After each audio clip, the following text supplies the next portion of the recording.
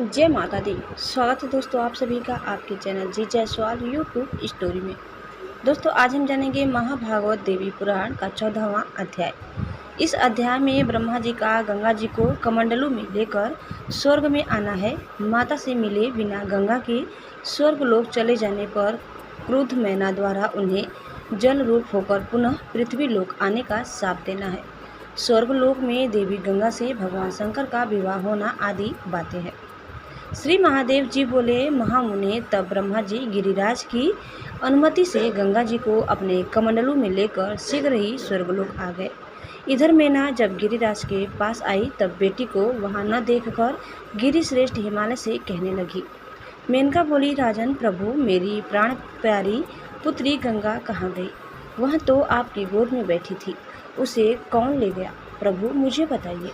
श्री महादेव जी बोले, तब गिरिराज हिमालय ने आंसू भरी आंखों से मैना को देखकर ब्रह्मा जी की याचना तथा गंगा के स्वर्ग जाने की बात बता दी। मुनिश्रेष्ठ, ऐसा सुनकर गंगा के विरह से दुखी गिरिराज पत्नी मैना अनेक प्रकार से रुदन करने लगी। ज्ञानियों में श्रेष्ठ गिरिराज ने मैना को सांत्वना दी और उन्हें वह सारी बात भी बताई जो गंगा ने स्वयं उनसे कही थी। अपनी माँ से बिना कोई बात किए ही स्वर्ग चले जाने के कारण गिरिराज पत्नी मैना ने अपनी प्राण प्रिया पुत्री गंगा को कुपित होकर शाप दे दिया। मुझ माता से बिना बात किए तुम स्वर्ग चली गई, इसलिए तुम्हें जल रूप में पुनः पृथ्वी लोक में आना होगा। नारद, इस प्रकार हिमवान की पत्नी मैना शाप देकर भवन में चली गई और गिरिराज हिमवान भी उनके साथ चले गए। महामते, इधर स्वर्गलोक में गंगा को लाकर देवगण अत्यंत उल्लासपूर्वक उनकी विवाह संबंधी मांगलिक क्रियाएं करने लगे। तदंतर प्रसन्न मन ब्रह्मा जी ने शिव जी को आदरपूर्वक बुलाने हेतु नारद जी को कामरूप महापीठ भेजा। नारद जी ने काम रूप में जाकर भगवान शिव को योग अभ्यास में संलग्न एवं ध्यान मग्न देखा।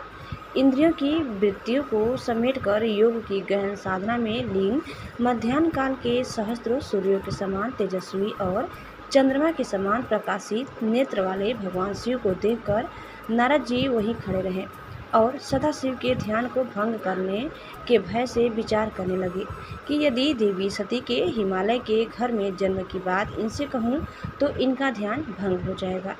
यदि कुछ ना कहूँ तो मुझे प्रतिज्ञा भंग का पाप लगेगा। यह भी तो हो सकता है कि देवी सती के पुनर्जन्म की बात सुनकर भगवान शिव परम संतुष्ट होकर मुझ पर प्रसन्न हो जाएं। यह सब सोचकर धीरे धीरे नारद जी भगवान शंकर के समीप पहुँचे और योग में लीन सदाशिव से बोले। नारद जी बोले, जगत गुरु महादेव, आपको नमस्कार करता हूँ। आप मुझ पर प्रसन्न हो। मैं आपके पास से आपके लिए सती को लाने हेतु गया था। प्रभु, आपकी प्रिया सती पुनः आपको पति रूप में पाने की इच्छा से जन्म ले चुकी हैं। उन्हें प्राप्त करने हेतु मेरे साथ चलिए। अब योग चिंतन छोड़िए। श्री महादेव जी बोले। नारद जी की बातें सुनकर भगवान शंकर उसी समय ध्यान छोड़कर वह मेरी सती कहाँ है ऐसा कहते हुए स्थित हो गए। तब नारद जी ने उन्हें बताया, प्रभु, भगवती सती अपने अंश रूप से हिमालय की सुंदर नेत्र वाली बेटी के रूप में गंगा के नाम से जन्मी है। उन्हें सभी देवताओं के साथ ब्रह्मा जी स्वर्ग ले आए हैं और आपको प्रदान करना चाहते हैं। इसी निमित्त मुझे भेजा गया है। अतः आप मेरे साथ चले और अपनी रमणीयता पत्नी को प्राप्त करें। तब तक ब्रह्मा जी अपने कमंडलू में स्थित परा प्रकृति के अंश से उत्पन्न तीनों लोकों को पवित्र करने वाली सुंदर रूप वाली उन शिव प्रिया की देखभाल करते रहे। महामते, तब शिव जी उन्हें लेकर प्रसन्नचित्त से अपने प्रथम गणों के साथ कैलाश पर्वत पर चले गए। जो जगदम्बा ब्रह्मा के कमंडलू में रही थी वे ही भगवान शिव को प्राप्त करने के बाद जल रूप में अवतीर्ण होकर पृथ्वी लोक में मायापुर आए।